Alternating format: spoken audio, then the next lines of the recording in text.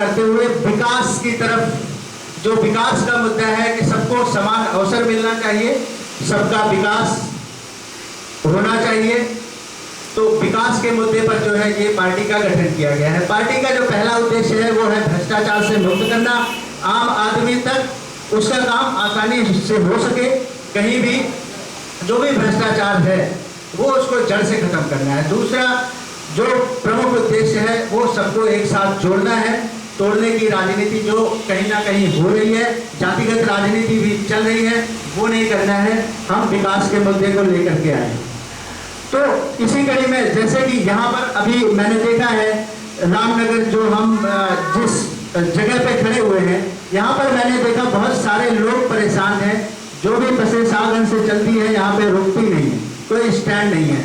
कभी भी हमें अगर टिकट लेना होता है तो हम शाहगंज से लेते हैं और या फिर सोरापुर या रुधौली से लेते हैं, लेकिन रामनगर में ना तो कोई स्टॉपेज है। तो सबसे पहला ऐसे ऐसे छोटे छोटे जो काम है जो कि मतलब इस क्षेत्र के किसी भी क्षेत्र के लिए जो होना चाहिए, वो बात आपकी वहां तक पहुंचेगी जहां से उसका समाधान निकल सके। उस आवाज को उठाने के लिए संपूर्ण समाज पार्टी का गठन किया गया है।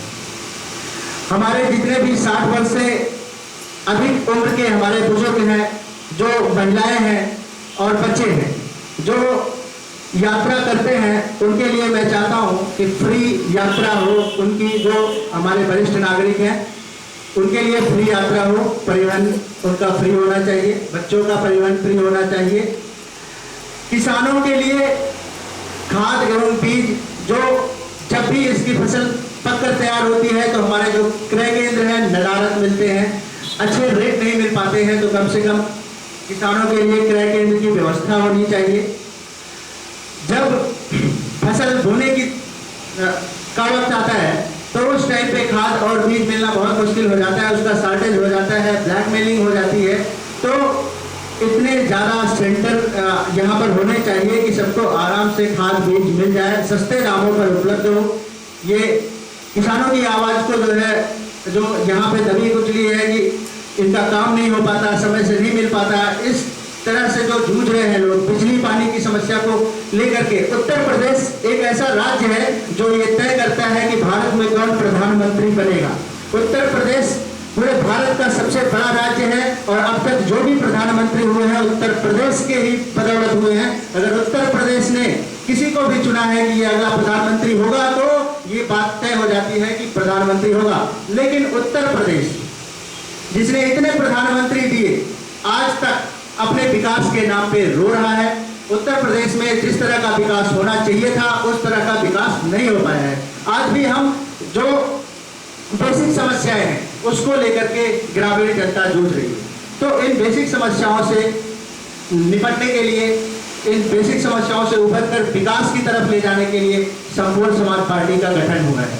और संपूर्ण समाज पार्टी का जो तीसरा है, किसानों के लिए 5 हार्स पावर का तक का जो उनका बिजली है वो मुफ्त होना चाहिए। महिलाओं के लिए जो विधवा महिलाएं हैं, वृद्धा हैं, विकलांग हैं, उनका जो पेंशन है वो राशि बहुत कम है, उसको और बढ़ाई जानी चाहिए। जो वरिष्ठ नागरिक पेंशन है इसको बढ़ा के कम से कम इतना किया जाना चाहिए कि वो अगर असहाय है तो उनका खर्चा चल सके, जो कि बहुत कम है, इसको और बढ़ाना चाहिए। इसके बाद सबसे पहले ये तो हमारे मैनिफेस्टो में आप सबको पता चल जाएगा। सबसे पहले मैं जो आज सम्मेलन किया गया है संपूर्ण समाज पार्टी का, जितने भी हमारे पदाधिकारी हैं जो यहाँ पर उपस्थित हैं, जैसा कि माननीय संपूर्णानंद पांडे जी हैं जो बिजनौर से हैं, नजीबाबाद विधानसभा से प्रत्याशी भी हैं, ये संपूर्ण समाज पार्टी के प्रदेश महासचिव हैं और इतनी दूर से यहाँ पर चलकर आए हुए हैं। तो ये सम्मेलन इसलिए रखा गया है कि आज एक दूसरे से हम लोग मिल करके अपने विचारों को एक दूसरे से बांटेंगे और सबका साथ लेकर के विकास कैसे हो, विकास की दिशा क्या हो, हमारा प्रदेश आगे कैसे बढ़ सकता है, हमारे प्रदेश में कहाँ पर कौन कौन सी समस्याएं हैं, उन समस्याओं को देखते हुए हमें क्या करना चाहिए, क्या कदम उठाना चाहिए। आज मैं थोड़ी देर के लिए विराम चाहता हूँ। हमारे बीच में गोरखपुर से चलकर आए हुए हमारे गोरखपुर जिला अध्यक्ष माननीय अभय शर्मा जी पधारे हैं। मैं उनको मंच पर बुलाना चाहता हूँ। माननीय अभय शर्मा जी जो गोरखपुर से चलकर आए हैं, उनका स्वागत करेंगे। हमारे सुल्था ब्लॉक अध्यक्ष अपने गृहविभाग से माननीय धनंजय उपाध्याय जी माला पहनाकर स्वागत करेंगे। माननीय अभय शर्मा जिला अध्यक्ष गोरखपुर।